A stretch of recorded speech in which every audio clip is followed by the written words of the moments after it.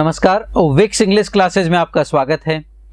English language जब हम competitive exams के लिए पढ़ रहे होते हैं तो एक जो पहला पॉइंट हम डिस्कस करते हैं क्लासरूम्स में कि इंग्लिश लैंग्वेज में क्वेश्चन कितनी तरीके से फ्रेम किए जाते हैं। तो उनमें से एक तरीका जो है क्वेश्चन फ्रेम करने का, वो आधारित होता है आपके पार्ट्स ऑफ स्पीच की सेंटेंस में पोजीशन या प्लेस पर आधारित होता है कि पर्टिकुलर पार्ट्स ऑफ स्पीच को किस जगह पर आना चाहिए। अगर उसका प्लेस वहाँ पे सही जगह नहीं है तो वहाँ पे वो एरर है या उस पर कोई क्वेश्चन फ्रेम किया जा सकता है।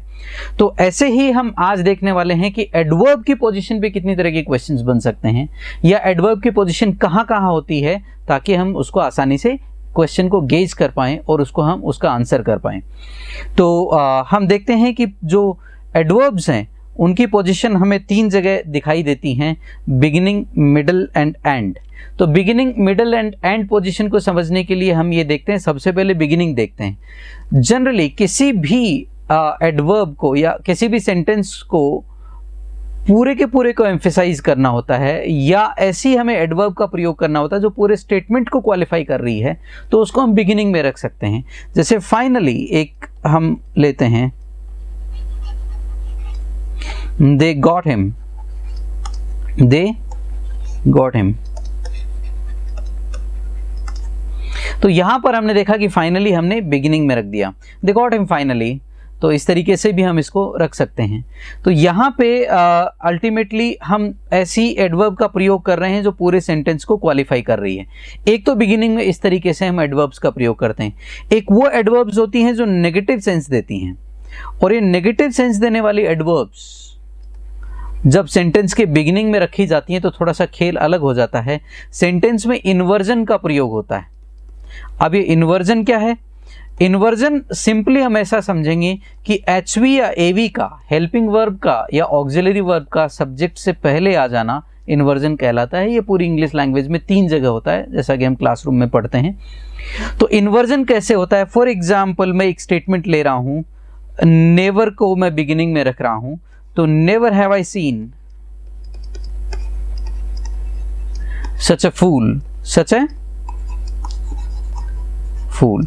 अगर आप साधारण तौर पे कहना चाहते हैं I have never seen such a fool, तब हैव को आप नेवर को चूंकि फ्रीक्वेंसी है तो आप मेन वर्ब के पहले रख रहे हैं।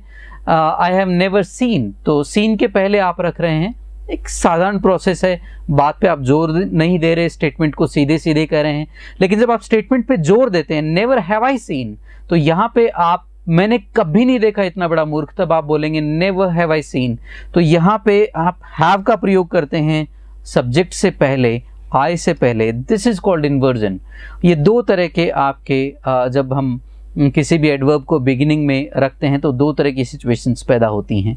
इन्वर्जन नेगेटिव एडवर्ब्स के साथ ही होता है, जैसे नेवर है, हार्डली है, स्केर्सली है, या फिर अगर हम ओनली को लें तो ओनली के साथ कोई प्रीपोजिशन या एडवर्ब दूसरी रखी होती, only when, only then, only by.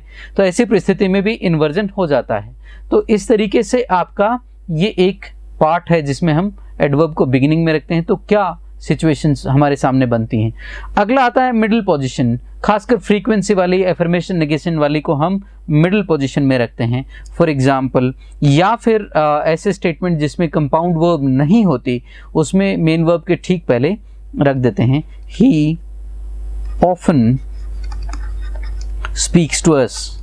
तो यहाँ पे हमने देखा है कि ऑफन का जो हमने प्रयोग किया है वो मेन वर्ब के पहले किया है। For example, they have surely faced it. तो यहां पे हमने क्या है, श्योरली को बीच में रखा है। एंड में हम ज्यादातर क्या है, मैनर, प्लेस, टाइम एटसेट्रा को हम क्या होते हैं, एंड में रखते हैं। तो इसमें भी दो परिस्थितियां हो सकती हैं, या तो अगर आपकी वर्ब ट्रांजिटिव है या इंट्रांजिटिव है। वर्ब अगर ट्रांजिटिव है तो ऑब्जेक्ट के बाद रखेंगे, जैसे दे हैव डन इट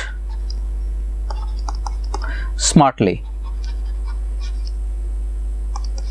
तो हमने यहां पर देखा कि इट का प्रयोग हुआ तो इट के बाद में रख दिया। अगर मान लीजिए दे हैव डन स्मार्टली, तो बिना इट के होता तो भी हम क्या है, स्मार्टली को रखते इट यहाँ से अपने आप, चूंकि इंट्रांजिटिव इसलिए उसकी उपस्थिति नहीं होती, तो यहाँ पे स्मार्टली वर्ब के बाद आ जाता। तो इस तरीके से हम दो तरीके से एंड पोजीशन में प्रयोग कर सकते हैं। खासकर वो एडवर्ब्स जो एंड पोजीशन में आती हैं उनकी पोजीशन बदल भी सकती हैं, उसके लिए क्या क्या सिचुएशंस बनती हैं वो हम डिटेल्ड डिस्कशन क्लासरूम में करते हैं, अलग अलग सेंटेंसेस का उसमें कवर होती हैं। तो आज के लिए इतना ही। ये हमारा तीनों जो पोजीशंस हैं एडवर्ब की, उससे संबंधित हमारे क्वेश्चन है जो हम अक्सर फेस करते हैं while dealing with adverbs।